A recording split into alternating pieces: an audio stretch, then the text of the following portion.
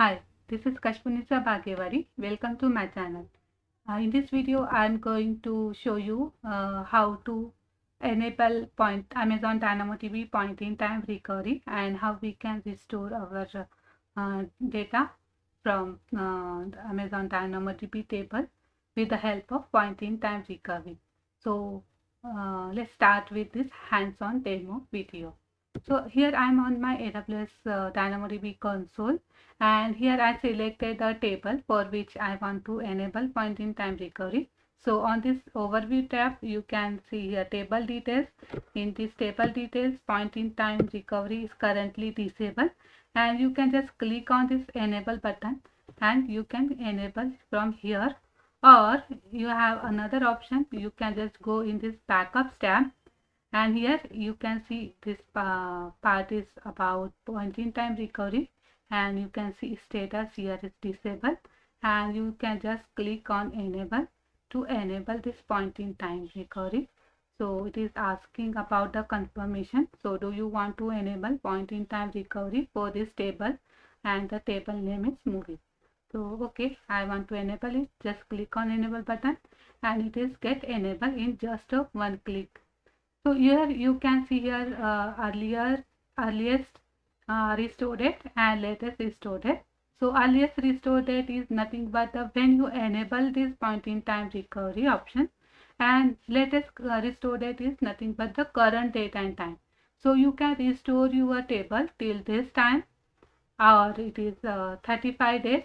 So we saw in our last video, so it having retention period of 35 days. So you can restore till this earliest restore date, or your last if it is it will get retained till 35 days, and or you can just restore to the current date and time. So now see it is enabled. So I just enable this, so that's why it is showing the same date and time for the both dates. Here I already enabled before some half an hour for this my another table game score. So you can see here earliest restore date is nothing but the May 22nd 2021 at 10:28:26 am UTC plus 5:30, and the current restore date, it is showing that current date and time. So current time is 11:18:50. So before few minutes I enable it, so I can restore my table till this earliest restore date. So now I am going to just show you how we can restore our table data with the help of point-in-time recovery. So you can just click on this restore to point-in-time button,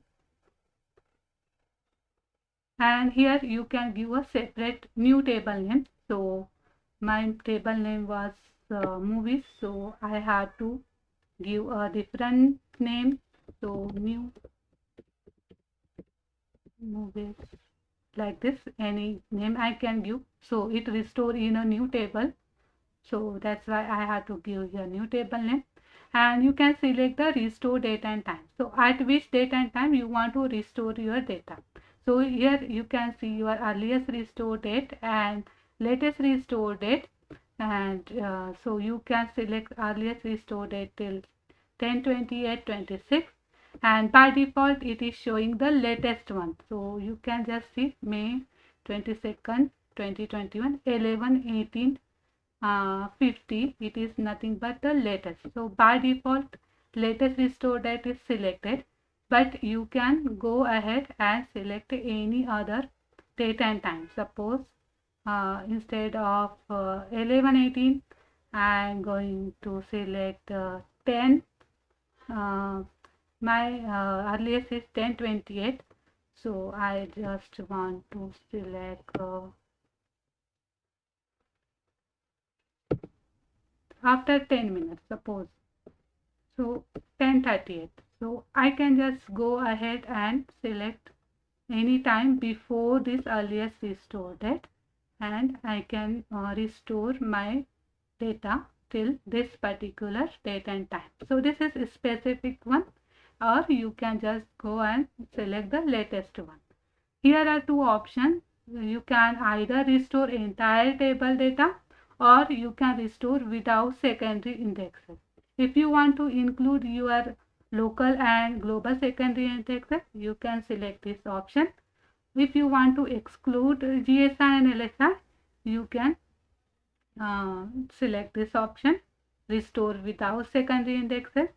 And for the cross region, you can have you can select same region or cross region. If you want to restore table in the same AWS region, you can select same region option, or you want to select another AWS region, you can just click cross region and you can select any particular region for which you want to restore your table data. So for this demo purpose, I am going with the default one. So I am going to restore in the same region, and I can have different setting for the encryption. So from the source, whatever I was having encryption option, I selected there. I can select it different for this destination table. So we can have default. So it is nothing but managed by Amazon DynamoDB, or you can select KMS, customer managed CMK. So you can select and you can provide the ARN of that key, or you can use KMS, which is managed by AWS managed CMK. So you can select that one. For demo purpose, I'm going with the default one. And scrolling down, you can see your table details. So this is backup table details. So original table name is game score, and primary partition key, sort key, it will be same for the destination region. Provision capacity mode, read-write capacity mode is provision, and you can cross-check and review all the table settings.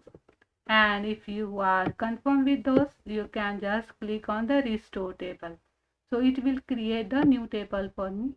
Oh, actually it is game score table. So sorry, I had to give the different name. So new game score. Okay, so it will create a new table like new game score, and it will restore all the table data. So I'm going to click on restore table button, and it started creating the new table.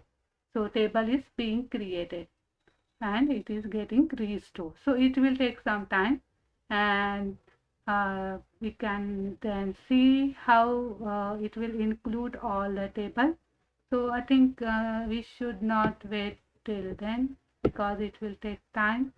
That's it. So in this way you can just enable and restore your table data with the help of point in time recovery. Thank you for watching. See you next time. Bye.